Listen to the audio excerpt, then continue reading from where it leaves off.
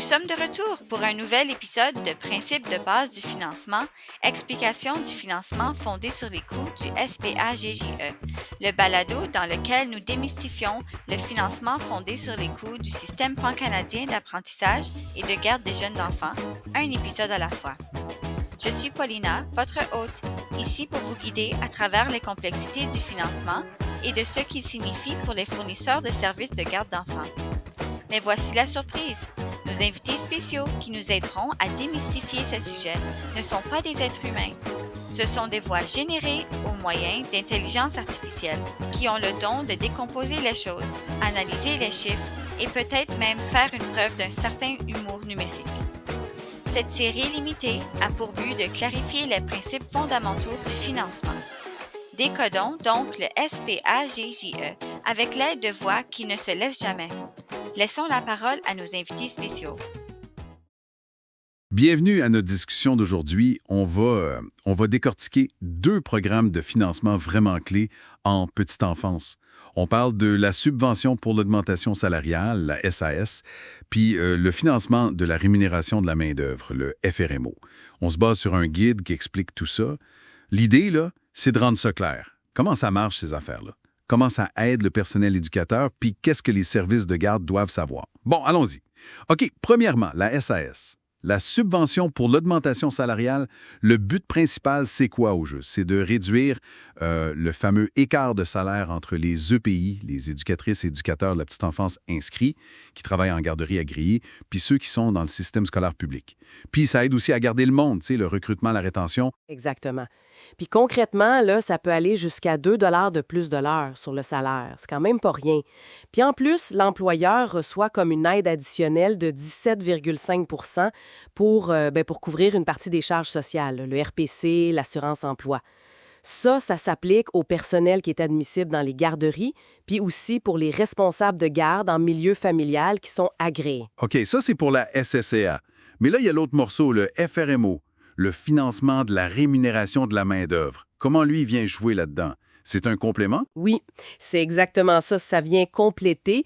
Le FRMO, lui, il a comme trois volets. D'abord, il y a une augmentation de salaire annuel pour les EPNI admissibles. Ensuite, il y a un plancher salarial comme un salaire minimum garanti pour ces postes-là. Puis finalement, il y a une compensation pour le personnel qui n'est pas EPNI quand le salaire minimum provincial augmente pour pas qu'il soit pénalisé.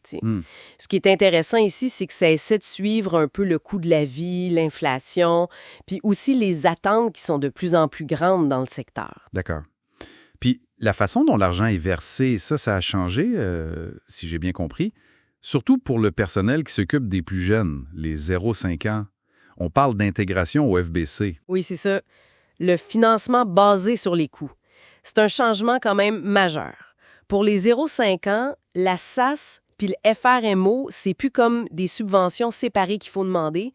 Maintenant, c'est inclus, intégré dans le financement global du FBC. L'idée, c'est que le FBC reflète mieux les vrais coûts, incluant les salaires. Mais attends une minute. Si c'est intégré, pourquoi le guide dit qu'il faut quand même faire une demande pour les aides salariales? Ça sonne un peu bizarre, non? On dirait une contradiction. Ah, très bonne question. Puis la nuance est super importante. C'est vrai que ça peut mêler. L'intégration au FBC, ça veut dire qu'il n'y a plus de demande de financement à part pour avoir l'argent de la SAS ou du FRMO. L'argent est dans l'enveloppe FBC. Mais, et c'est ça le bout crucial, les fournisseurs doivent quand même soumettre une demande pour dire comment ils attribuent ces aides salariales-là à leur personnel. C'est une question de suivi, de documentation pour prouver que l'argent va bien aux bonnes personnes selon les règles, même si ça vient du même pot FBC. C'est pour la conformité, là. OK. Compris. C'est une demande d'attribution, pas de financement. Fait que pour le personnel des 6-12 ans, c'est pas pareil. Non, exact. Pour eux, pour l'instant en tout cas, les paiements sont encore basés sur les chiffres de 2024. Puis pour 2025, il va falloir faire une demande de financement séparée. On attend plus de détails là-dessus. Bon, un autre point qui semble complexe, c'est l'ordre précis dans lequel on doit appliquer toutes ces aides-là sur le salaire. Le guide insiste beaucoup là-dessus. Pourquoi c'est si si pointu. Ben oui, puis c'est vraiment fondamental. Si on n'applique pas dans le bon ordre, les calculs deviennent tout faux, puis on ne sait plus qui a droit à quoi. C'est une question d'équité aussi. Fait que la logique, c'est 1, tu pars du salaire de base de l'employé chez incluant ses augmentations normales. 2, ensuite, tu ajoutes la SAS, le fameux montant jusqu'à 2 heure. Mais attention, il y a un plafond global en 2025, c'est 32,81 heure. 3, après ça, tu ajoutes l'augmentation annuelle du système pan-canadien, le SPGGE. Ça peut aller jusqu'à 3 heure en 2025, mais là aussi, il y a un plafond qui dépend du poste, genre 27 pour le personnel EPI de programme, 30 pour les superviseurs ou visiteurs. 4, puis finalement, s'il faut, t'ajoutes le plancher salarial du SPGGE pour être sûr que l'employé atteint le minimum requis, qui est autour de 24,86 ou 25,86 selon le poste en 2025. C'est comme des couches, tu sais, dans un ordre précis. Wow, OK. C'est méthodique. Donc, si on récapitule vite fait les points clés, SAS, c'est jusqu'à 2 plus les avantages sociaux, 17,5 FRMO, ça ajoute les augmentations annuelles, le plancher salarial, puis la compensation pour le salaire minimum provincial.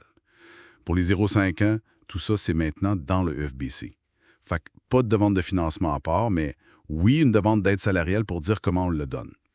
Puis pour les 6-12 ans, la demande reste nécessaire pour le moment. C'est exactement ça. Puis j'insisterai vraiment sur l'ordre d'application, là. C'est pas négociable. Et même avec le FBC, là, il faut absolument documenter, garder des traces de comment on a distribué ces aides. C'est une obligation. Si on prend un peu de recul, on voit que c'est essentiel pour la transparence. Savoir où va l'argent. Puis une autre nuance, quelqu'un peut gagner plus que le plancher salarial. Mais s'il gagne trop au-dessus des plafonds, ben, il pourrait ne plus recevoir la SAS ou l'augmentation SPAJE. Vous vérifiez ça. D'accord, c'est clair. Donc le message, c'est que le soutien financier est là, il évolue vers plus d'intégration, mais ça vient avec des responsabilités de suivi importantes pour les fournisseurs. Puis si on a des questions vraiment pointues sur un cas, le mieux c'est de contacter sa personne ressource à la municipalité ou de fouiller dans les lignes directrices officielles. Tout à fait. Puis peut-être juste une dernière pensée là, pour réfléchir un peu. Au-delà des chiffres puis des mécanismes, le fait d'intégrer ces aides dans le financement de base, le FBC, au lieu de les garder comme des bonus séparés, comment ça pourrait changer à long terme la perception de la valeur du travail en petite enfance? Puis est-ce que ça pourrait rendre la rémunération plus stable, plus prévisible dans ces secteurs qui est tellement essentiel? C'est une question intéressante, je trouve. C'est la fin de cette série limitée de principes de base du financement, explications du financement fondées sur les coûts du SPAGJE. J'espère que vous avez trouvé cette discussion instructive. Si vous avez des questions, des idées ou des sujets que vous aimeriez que nous explorions, n'hésitez pas à communiquer avec nous. Je suis Paulina et je vous remercie de m'avoir écouté.